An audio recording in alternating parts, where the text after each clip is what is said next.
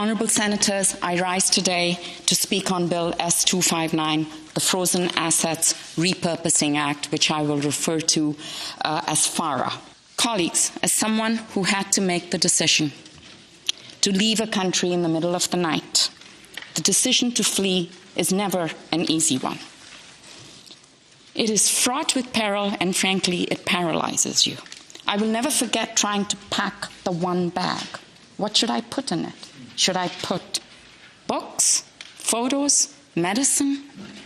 I think there's a bit of sanity in me that prevailed, and in the end, I packed the most important things, which was baby formula and diapers. I can still remember what it was like to cross the border from Iran into Turkey. From Iran into Turkey, yes. And I remember, I can almost smell still the fear that was pervasive in the room. It was our fear, of course. But there was also the fear that I sensed in the Revolutionary Guards who were surrounding us. But here's the difference. They were barely 14 or 15 years old. And they had weapons, and they had bayonets. And I think we all recognize what a toxic combination fear and weapons can be. I share this story with you because I want you to walk in the shoes of these people who feel their fear, feel their loss and their helplessness. Senator Coyle so eloquently said today, no one leaves home unless the home becomes the mouth of the shark. I am, of course, one of the few lucky ones. I was able to come to Canada. I've had a very productive life with my family. But that is not always the case for the people who are forced to flee.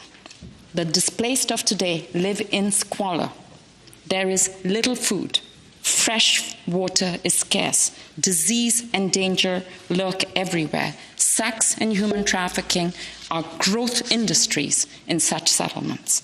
And resettlement, an option that we are rightfully proud of in this country, only applies to a slim 10% of the world's refugee population.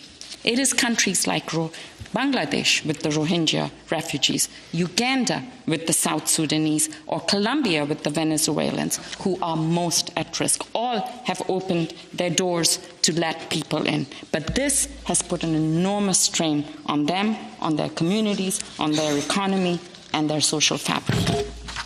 There's another reality that I would like you to consider. Forced displacement is no longer a temporary phenomenon.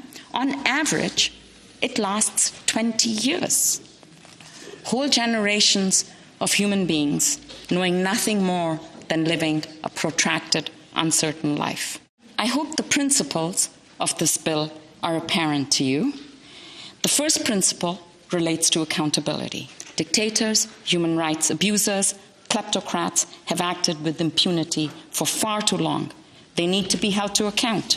They purloin the wealth of their nations, leaving a trail of victims in their wake, whose lives are devastated. As the World Refugee Council has pointed out, in considering accountability, it is important to remember that forced displacement is often the result of bad governance. Violent and oppressive regimes, or those that fail or refuse to protect their own people, are responsible for much of the forced displacement in the world today. These are very often the same regimes that are corrupt. They steal from their treasuries and place their money and other assets offshore for the unlawful benefit of the rulers and their associates. The second principle is justice. By seizing the assets and repurposing them back in support of those whose lives have been immeasurably harmed, destroyed perhaps for a lifetime, perhaps over multiple generations. I hope you will see the moral symmetry at play here, and I hope you will appreciate it. Actions have reactions, and there must be consequences. Without consequences, we are left with words full of sound and fury, signifying possibly nothing. Calling them out is not enough. We have to make them pay, and FARA will accomplish precisely that. Thank you, colleagues. Good.